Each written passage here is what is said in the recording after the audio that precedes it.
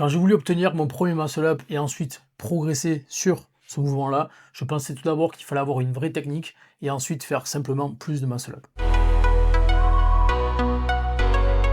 En réalité, les deux choses qui m'ont le plus aidé étaient beaucoup plus spécifiques. Améliorer mon false grip et travailler l'explosivité sur une seule traction. Surtout sur les anneaux, le premier vrai changement pour moi, ça a été le false grip. Au début, c'est franchement inconfortable. Et si tu essaies de tenir directement un false grip en suspension sur les anneaux et que tu n'es pas habitué, ça peut vite devenir compliqué. Donc, j'ai travaillé progressivement mon false grip.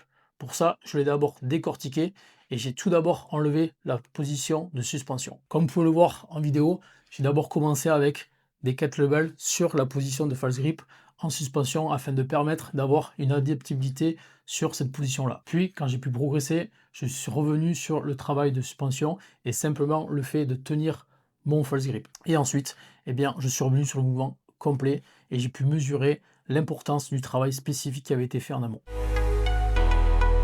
Le deuxième changement a été encore plus important.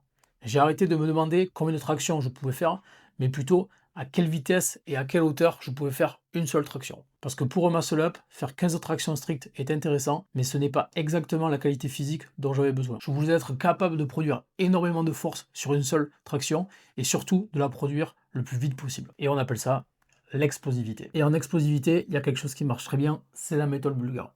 La méthode bulgare, c'est quoi? Très simplement, c'est un contraste entre effort très lourd et peu de répétitions et un effort très rapide, très léger. Donc, pour ce qui est des tractions et l'objectif du muscle up, j'ai donc réalisé 2 à 3 répétitions en traction lestée à l'échec et ensuite des tractions très explosives où j'essayais de vraiment venir, on n'était plus sur des chest to bar, où j'essayais de venir aller le plus haut possible sur ma traction et avec une vitesse maximale.